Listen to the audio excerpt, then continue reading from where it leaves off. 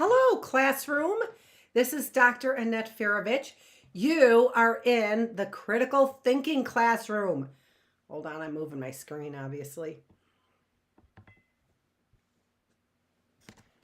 Get a little closer to the action. That's what we're doing. Okay, so we are here not to give too much gibberish to background talk. We're here to give you a couple really cool lessons.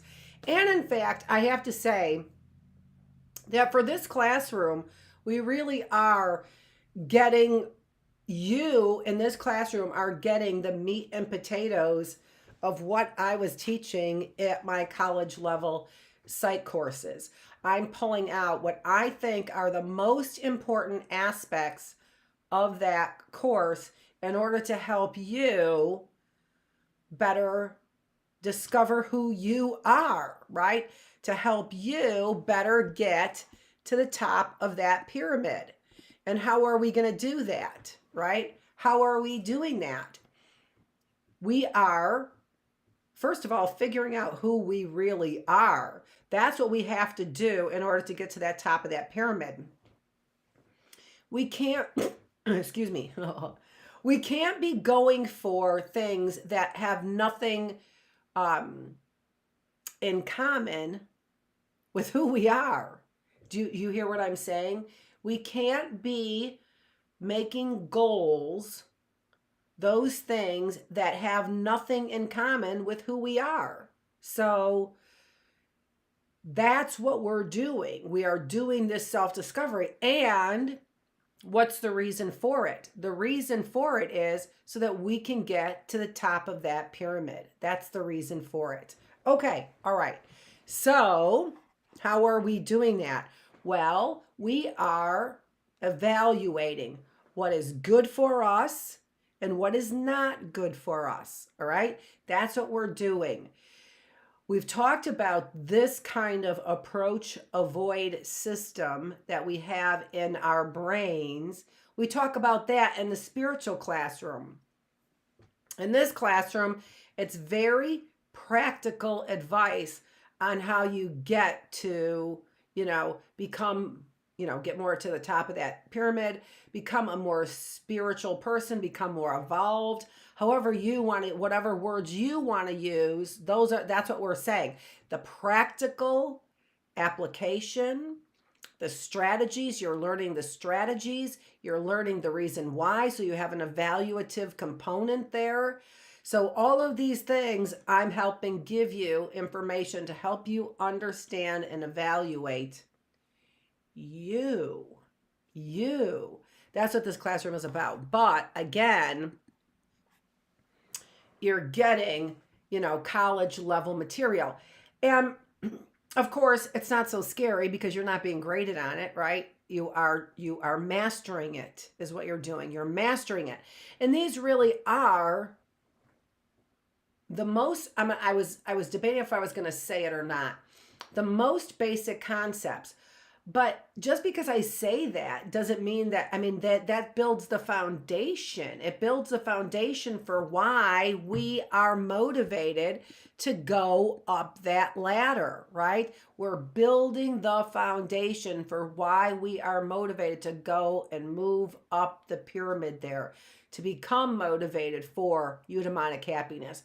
You don't want somebody just to tell you. It was the same way I felt when I was young. You know what that was really about? Honestly, it was about the real discovery of truth. This is going to sound so weird. Came with what people were telling you about marijuana. Now, I never tried it until I know I was out of high school. So I was 19. Well, no, I was out of high school young, so I was 17.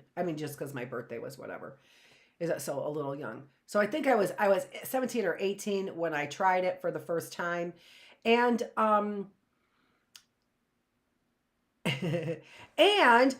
and what I found out about it was that, well, not at that time, long before. So it was long before that time.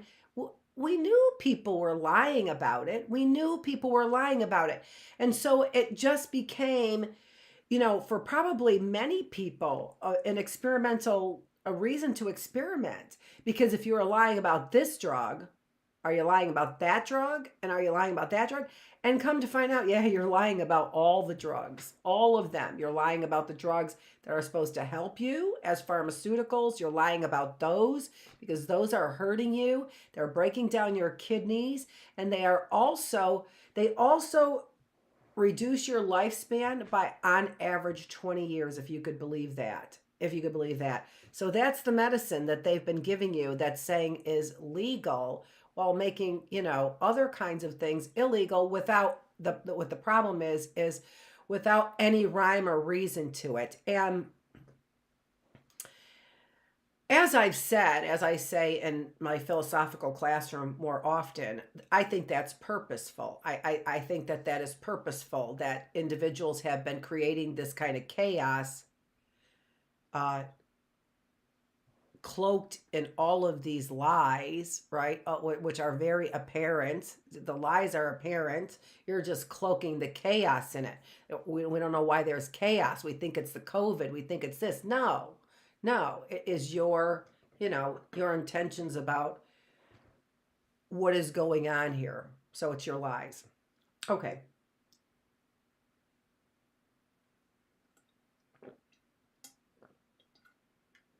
So remember what we're doing here in this classroom with this critical thinking classroom. The big picture for this classroom is that we are figuring out who we are. As simple as you can say it, right? And so, again, we're starting with the basics of that, which are a strong foundation. They're a very strong foundation, like understanding those concepts about self-esteem. That really gives you a very strong foundation for understanding who you are, how you build your self-worth. Now, I'm going to tell you about some other exciting things. We're going to be moving on. So, if you looked at our schedule, I always give you, the schedule is actually a bait. It's a little bit more of a bait to get you to look forward to what is coming up. We're going to cover learned helplessness. We probably will not, and the scientific evidence, the evidence behind learned helplessness, because I talk a lot about it. I use that expression a lot, creating people to be helpless. And again, part of that is chaos. And if you want to know more about the strategies, they're very specific strategies that are outlined, and we do this in the philosophical classroom. And what we're looking at is we are looking at Senate hearings on the strategies that communist governments were using against our American prisoners. And the very first thing that they were saying about it is that when they are in those prison camps, they are POWs, prisoners of war. When they are in those prison camps, especially in a communist country, there are no rules. So they're in this prison camp knowing that those enemies are willing to do anything to our prisoners, our soldiers. It's the reason why we really have to make sure that we protect them. Because if they are ever in the hands of our enemy will stop at nothing to get whatever they want, right? What they're saying is they're not using physical torture anymore because they can't get what they want out of them, right? If they're dead or maimed, they can't get what they want out of them. So it's not about physical torture, right? It's not about information. They can get the information. They'll eventually get the information if they make a friend out of our soldiers. They'll get the information, right? So strategies that they are using. And I talk about the fact that what we see going on with chaos. Now, I'm not saying we don't have a white knight. I'm not saying that there aren't, everybody is, everybody is evil. Everybody is, a communist. Everybody is part of the system. Everybody is teaching you learned helplessness. No, that's not what I'm saying. There are white knights. There are soldiers. There are real soldiers, and there are fake soldiers around here. There truly, truly are. And what we're doing is in our spiritual classroom, we haven't said this, but we are separating the wheat from the chaff. What's the chaff? The chaff on a piece of wheat would be like the skin on an almond, right? So you go, right? Get that, right? Almond skin and blah, blah. I mean, sometimes it's not a big deal, but if I were to eat a perfect almond, maybe I would like to have that skin off, right? And we need it off of certain things to make certain things, right? We can't, that would add something to it if we didn't take that peel off of some things, right? The peel off the orange, whatever it is. There are some things we don't care. And in the mixture and ingredients, that chaff, right? The chaff on the wheat when it's making bread would leave other things in it. So separating, it's analogy. What it means, it's giving you an idea of a picture of a moral lesson that they want you to learn. So what does that mean? This is scriptural, by the way. What does that mean? Separating the wheat from the chaff. It would be like taking that skin off of the almond. For what purpose? For making the bread so that it doesn't have that nonsense on it, whatever it is. I don't understand that much about what that nonsense is. For all we know, today that nonsense is probably good, or maybe that nonsense is gluten. Who even knows? I don't know, but I just know the idea is that you separate the wheat from the chaff. I think I've got those words right. And I'm sure I have the concept right. And so if we have a government, sorry, I keep clearing my throat here, but I really do believe I have gremlins who are really honestly don't want me to do well in this and want me to look bad. And anyway, I call them gremlins. It's a spiritual journey. Who knows? Anywho, so where was I? I don't know, because I cleared my throat and the gremlins got a hold of my brain for a sec. No, they don't. No, they don't. Yeah. And so there are good soldiers. There are good soldiers. There really are, from a spiritual perspective. Guardian angels, if that's what you think about them. We know, just as I do, I don't speak a lot of different languages, but the different languages that I speak are different languages for different ages, right?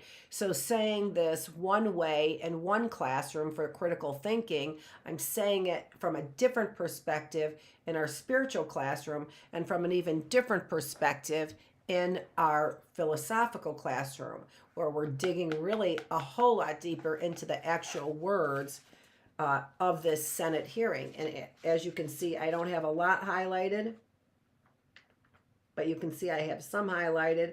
So chunks, I've been reading it, lots of chunks not highlighted. As you can see, there were some more highlights there. And then in the beginning, there's a lot more highlights. So kind of, bopping my, head in and out of different pages there, and again, here's the concept of things like ADHD. If somebody were to see that I was bopping all over the place, they'd be like, oh, stick with it from beginning to end. Well, no, that's not necessary for me to present something to you from class. And oh, by the way, there are thoughts. I did start because I wanted to get an idea of what was in here. So I kind of did start right in the middle. I may have started in the beginning. I'm not sure. It doesn't matter because I jumped to the middle right away because it was good stuff, but I wanted to get to, and then I had certain questions in my head. So I kind of went to see if I could get some of those questions answered. This is just unbelievable material. So no matter what age you are, there's something here for you. And it doesn't matter if you are 13 in the philosophical class or 13 in the early bird class, because there we're doing Bible stories and at a very, again, basic level. Just like I said, this is starting at a basic level, right? Self-esteem, self-worth. Does that feel very basic to you? No, probably not. You're like, man, if I could just get a hold of self-esteem, I'd be pretty cool, right? That's probably what you might be saying or thinking or whatever, right? But it's still a basic foundation that is necessary to move up that ladder, right? So on that pyramid, that's so gross, isn't it? On this pyramid, in that blue there, that is the self-esteem level. And you can see there, even just if you take a look at that visually, just exactly the way that it is visually. So in the middle of, if I go up, I figured it out, right? I put all of those things together that are beneath me.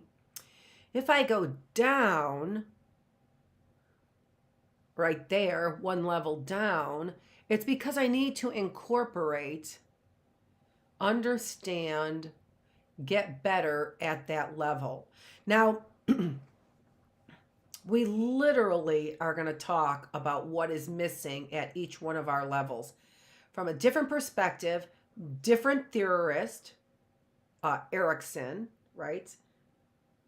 I just keep looking down over here because Joni Erickson, ta-da, you move to a different level, ta-da, you got it. And you're like, what are you saying, ta-da? And what I'm saying is and these are the little things that you look for, that you stop and you look for in the present moment. And this is how you learn about yourself. And this is how you learn about things like, what does it mean to be in the here and now? What does it mean to be in the here and now? So we talked about that in the philosophical class, but actually more specifically, we talked about it in the spiritual class. So things like that you can learn in the different classes. And then again, here I'm saying be present in the here and now, right? Get what you can, get the most out of what is going on right now, in your world and here. So this is from Early Bird Classroom. We are in the Reader's Digest. I said this in the Bookless classroom. I want to bait people, right? If you're going to hear it more than once if you go to more than one of my classrooms, but then you'll know why I do it, right? To send you to different classrooms, so you already know. But Joni Erickson, ta-da! How about that? How about that? So Erickson actually is going to be one of the theories that we look at as we delve into those layers a little bit deeper. So as I just started, so going up, so we can see strategies. We can think about when we sort of learn the basics, just like learning the basics in the self-esteem, we can see the strategies to move up, right? So we're kind of right there on that blue level, and not really perceive moving down that ladder as being a detriment, right? So not seeing moving down that ladder as being a detriment. How could it be a detriment if I need more love? Or put differently, if I get more love, if I move down the pyramid to get more love, how could that be a bad thing? So when I say detriment, I mean, how could that harm me? How could it hurt me to go move down the pyramid to the yellow there to get more love? And then by extension, how could I move down the ladder? How could it be a bad thing to move down the ladder to feel safer, right? How could that be a bad thing if I felt more safe? Of course it can't. right?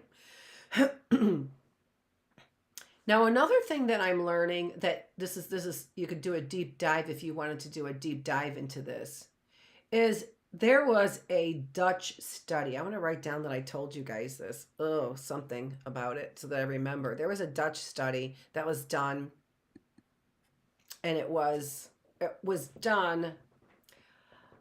I didn't think about presenting this to you, but I'm going to tell you about it anyway, which is about that. So we're moving to that bottom layer there, right on the pyramid. We're moving to the bottom layer. I'm starting to talk about that bottom layer. And I'm pretty sure it was a Dutch study that was done, which were the starvation years, which preceded World War II. I think they were after World War I. That would be my guess. So right around the 20s and 30s. But you can look that up and do it. Somebody could do a deeper dive on that and then maybe put that down in the comments to share with everybody. This is really the rhythm I would like to get, is that people are starting to share some of their comments down below about some of these things so that we could do a little bit of a deeper dive in it. But the Dutch study, and again, I wasn't prepared to talk about it, so I have no information on it right now. And if I remember, hopefully I will get it, and I'm going to go right there just to hold on to this thought. And what happened was, it wasn't a purposeful study. It was the outcome of those times, right? Great Depression times. Okay? No. Because the Great Depression came after World War II. So before that. So the 20s and 30s is what I'm talking about.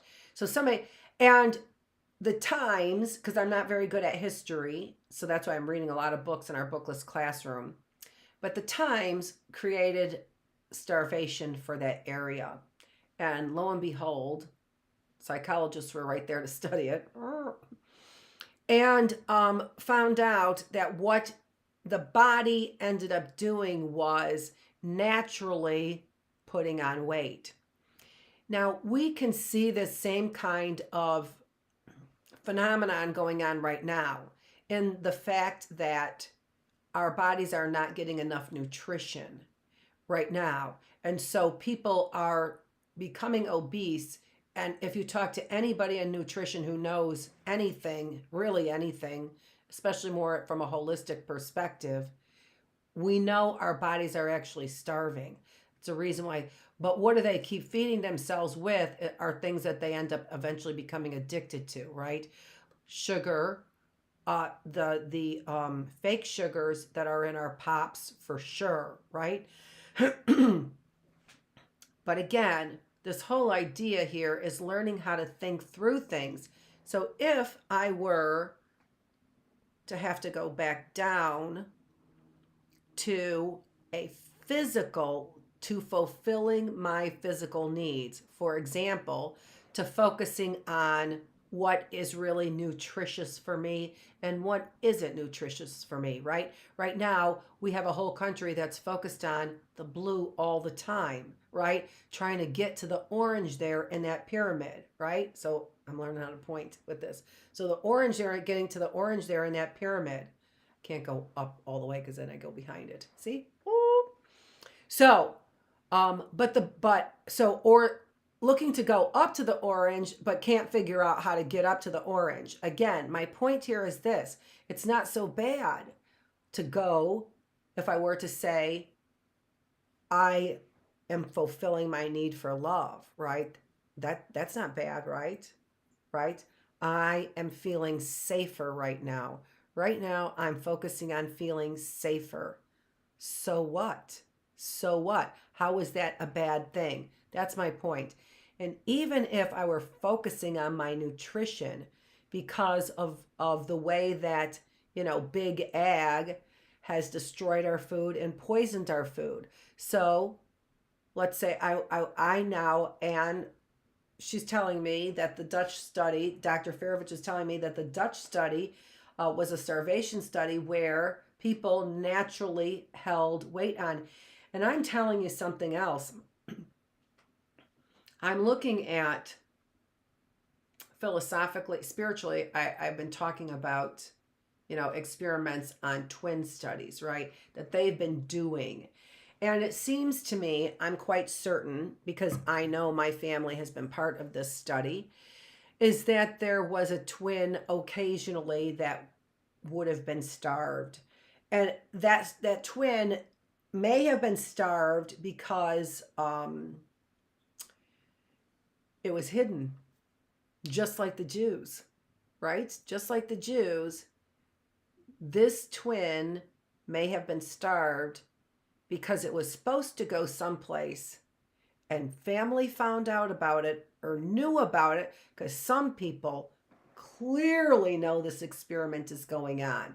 Clearly, because they've been running it. And my guess is it's communists and, other, they're not, maybe the American government, right? Maybe the American government, in order to what? Well, from a spiritual perspective, a spiritual classroom, I said, in order to what? In order to find what? The savior and the harlot, right? The savior and the harlot, depending on what you believe. So those are all the things that we are talking about in all of these classrooms. And so in the twin studies, again, deep dives for people, put down below. In those more recent twin studies, the idea of starvation was, were you starved earlier in life? And you would know that. I know somebody who I believe was a twin who was hidden. And I just had a recollection of this, right? Not in my immediate family, but certainly a twin that was hidden. Because when I went to visit my family, they showed me a beautiful, beautiful girl. While their parents were gone, I was so young. And so, this is part of the mysteries as well. And this is important. It's important for you to understand that sometimes we go to that basic level because we don't even have that basic level fulfilled. And I'm going to tell you the most extreme story. That's what I'm telling you right now about, I think that, and you would know if you think a twin was hidden, right? So I saw in my family when I was very young, but I was a teenager. I went to visit. I can't remember why I did. I can't remember why I went to visit. So that's a little part of the memory that I don't remember. So there are little things that I actually are coming to surface that I didn't remember. So that's going to happen with you as well as you travel through this pyramid here, finding out who you are. There are going to be certain discoveries that you have about yourself, and you are going to have to slow the clock down because your spirits can only take that in small chunks. And your spirit will tell you, whoo, that's enough. That's enough information right now. I do it all the time. I do it all the time. All the time. You probably do it even watching me. My family does it watching me. I know it. Whoo, whoo. That's enough truth from her. Or whatever it is. That's enough from her, right? Whatever they frame it as. I don't know. Bullshit sometimes. Sorry. Yeah, sometimes probably that's enough bullshit from her for sure. I have had family say that right to my face. Right? That's enough bullshit from her.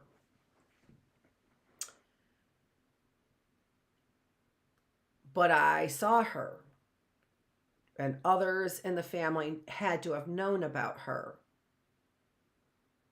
Maybe everybody, except for my younger sisters, they didn't know about her. But I saw her. And this is a memory that's coming back to me. One of the memories that's coming back to me.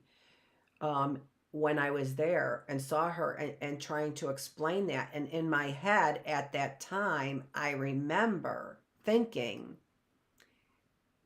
where is my aunt? My aunt and uncle are not here. Why would I only see her when my aunt and uncle aren't here? And then later on, my cousins knew of her. So I saw her older. And by the way, she was skinny. And I'm almost sure I see her now and she's not skinny. And it doesn't matter. She's beautiful. She's the most beautiful person one of the most beautiful people physically I've ever seen in my life. And she exudes a warmth that is just really unbelievable. She just does from the minute. I mean, you couldn't take her eyes off of her beautiful face when I saw her, I remember. And her name is so beautiful as well. Her name is Loopy. And so the thoughts at that moment, right, were why do I only see her at that time when my aunt and uncle aren't there? And there's a book that's called Flowers in the Attic. I mentioned it in one of my shows. I just threw it out there, Flowers in the Attic. Flowers in the Attic. If any of this is resonating with you and you want a different way to look at it, Flowers in the Attic. I said I was going to read a book by Ali Brosh. I think that's how it was. And I've got it sitting over there and I can't even get up to look at it because somebody wrote their story and now I know this person and the recollections of all of this now are coming to surface and it gives me stomach cramps like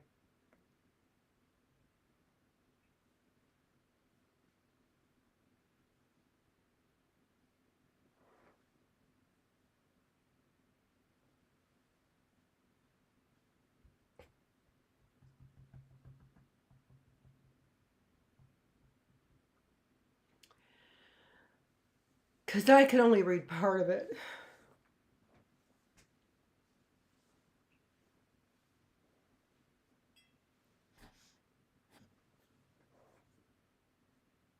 I'm gonna be back in a second. It seems like it's like I'm gonna take 5 minutes to like pull that thing down this way.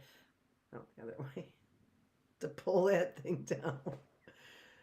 And that's what you have to do. The only way that you can handle any of this is with doses of humor. That's it. Find your humor. Find your doses of humor in it because that's it. You have no other way of dealing with it. So I've, in the last few months have been a lot less funny than I used to be because I'm dealing with a lot of this stuff. A lot of the memories are coming to surface. And as I said when I first started this, is that I'm going to teach you how to do it. So in some ways, I'm teaching you how to do it just right as you see it, right as you see it. I get these thoughts, as I've said. I didn't expect to go into this, this kind of discussion with this. I expected to teach you about learned helplessness, which we still haven't talked about, which goes into learned optimism. But in that study, and so as I'm talking about going up and down the ladder, and as I'm thinking about going down to the last rung there or whatever, the base of that, it comes to mind the Dutch study. The Dutch study came to mind because of all those things that came together. But see, it doesn't have to be so scary. And when it is, because sometimes it is, sometimes it gets so scary, like when I think about who I found out the author of that book is, it doubles me over. And then I think, am I doing all of this wrong? Just like you do. Just like Allie did. Am I doing all of this wrong? And there is a fear that, like cripples you, makes you stand in front of the mirror while your scabs are bleeding. Literally and figuratively, right?